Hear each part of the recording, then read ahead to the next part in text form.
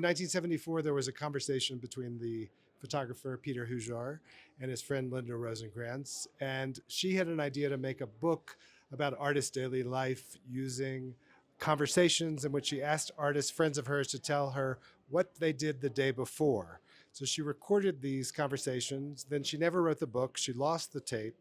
And 50 years later, in the Morgan Library, somebody found the transcript of this particular conversation between Hujar and Linda Rosenkrantz and published it as a book. I read the book in 2021, and I was working with Ben, and I thought we should make a film of this conversation because it really seemed so intimate. And that's really what interests me in film is intimacy. So we did. I first saw Peter Hujar's work probably 20 so years ago. And I guess it was the singularity of his vision of his eye, and also his ability to turn objects into stories, whether that be people or animals or an empty space. There was always a feeling of compassion, but also of uh, kind of like it wasn't just empathy. There was something more tough about his eye that I really responded to. It was non-sentimental, let's say. Well, the screenplay was one set of like conceptual challenges, which was to figure out, and it was a bit of a crucible, to be honest. It was not easy to figure out what to do with something that was very static, and to consider how to make it into cinema, which is about action. So, how do you make an action film of two people talking? But that was my intention. I would say that one of the challenges of the film was the kind of monumental task which I set for Ben, because he had 55 pages of dialogue.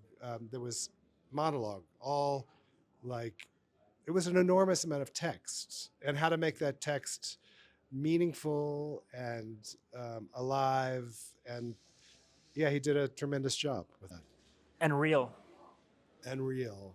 thrown away. I think what surprised me in the making of the film was Rebecca, on the other hand, has 4 pages of text. So you got 55 to 4, but somehow it ends up being a two-hander. It's really a balanced film because somehow it becomes a film about their friendship. And that is apparent and actually changes in the course of the film as well. Well, I also love Peter Hujar's work, and I love Ira's work, and I loved working with Ira on passages. So to work with Ira again was very exciting, and I think for us to work together on this thing that, on this text that is such an unusual piece of material to make a film out of, that wasn't obviously a film, um, and that we didn't know what it would be quite. That felt really exciting because it was, we were going into the unknown, and we were going to discover it as we went. That felt great. Likewise, I mean, admired Ira's films enormously and wanted to work with him, and likewise wanted to work with Ben an awful lot. But it's really like, I think that it felt so refreshing, the endeavor. I was like, this feels like a dodo. Like, this doesn't exist. The idea that in this day and age we can make a movie where there are just two actors sitting in a room talking to each other, and it's art for art's sake, and there's no like, and it felt like also. It felt like a journey of discovery. It felt like I don't think any of us really knew what we were making, and that felt so pure and exciting to kind of try and find it in the process of making it, just for the sake of that. And then all those things sort of repeat back onto each other, because here we are making the movie, which is a transcript of this moment of trying to make art out of something so simple, and then the film captures that in a very specific way, just like the transcripts captured that, and it has this poignancy that you never see coming, because of just the putting simple moments into a context that gives them poignancy. What was the process like of financing something that is first and foremost art for art's sake? That's experimental. I mean, people must know your track record, but what did that look like? It was easier than I expected, which is something I've never said and don't imagine saying. I think the combination of people's interest in Hujar, some faith in my work coming off of passages, particularly, an interest in Ben and Rebecca. And then, we got a lot of the money was from various advertising companies that were interested in expanding what they made. Like people, literally, it was a number of people who've been working till their mid 40s, making success, making money, and then thinking, is this all? Is this what I want? And so somehow we said, and here's an art project that you could also do. And they're like, that sounds great. So here we are. Lovely. So how did you approach that challenge of memorizing all this dialogue? I mean, I know you didn't rehearse. Like, how did you come into this and make it feel real when that's just like a huge weight to carry for sure. I just had to sit down and hammer it into my head. I was filming something else at the same time, and I wrote in my diary, got to page 3 by this day, got to page 20 by this point, and I just went like that. And every day I would add another few more lines, and then I'd go. I mean, it's such a boring thing to describe, but yeah, I'd add a few more sentences, and then I'd run it all together, and I did it like that. Was it like a play at all? No, because you rehearse plays, and we didn't rehearse at all. No, it didn't really feel like a play. It felt like something completely else.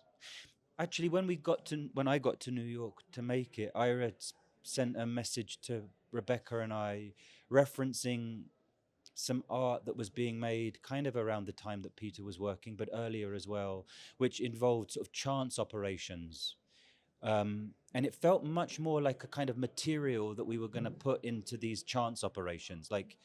So I can't quite explain what I mean, but it felt like it wasn't like a play, because it was just, we didn't know what it was going to be until we started to give it a context, and until Rebecca was there, until the light was how we were thinking of it, and the props, and then it was a lot of accident and chance as well as this text.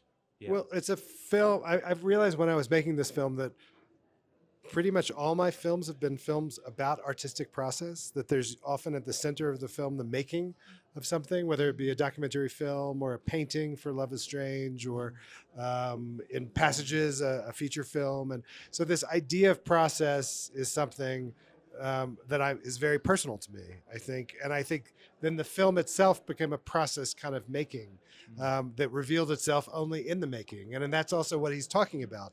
How does a photograph occur? A photograph occurs because of a series of choices that are made, a series of accidents, but also a series of choices that reveal and make stagnant something that happened. Right? So that's what it is. Something happened. Why do you think that fascination is at the center of your work? I think that I got into film because I had been involved in theater, and I wanted to make things that were more autobiographical, but not being autobiography, because I feel like I have greater resources, to be honest. I have things to offer to that. So I think I identify with an artist's process and fear. And I think this film also illuminated that in a way that's, I don't know many, like there's a very limited number of films that depict the life of an artist in a way that I connect to. And somehow this text did that. So what do you hope people will take away from this experience? Is it about keeping that memory of Peter alive and maybe bringing him to the awareness of people who didn't know his work? I don't approach things that way. I mean, I don't think I have an intention that's different than the work itself. I don't know. I feel like I'm not an advocate. I don't work in advocacy as an artist. I work in something that I hope is a little bit more abstract than that. But it might make people want to look at Peter's work, perhaps. Do you think? I think that could be a result of the film. Yeah. Because I remember in one of Vince Zaletti's articles about Peter's work, he says that so frequently in Peter's work, the people are sort of in this kind of liminal space. They're sort of lying down or gazing off into the distance. And quite a lot of the film is us in similar kind of like Do you know what I'm saying? They're like there's a sort of level of relaxation that happens between these. So there is some kind of connection between the film and Peter's work. I don't think it's Yes. necessarily conscious on your No, part. I but think yeah. ultimately I realized that the film was a series of portraits that take place in time. So in different times of the day and different spaces. And I was interested, as you see in Peter's work, how does that affect your understanding of the character?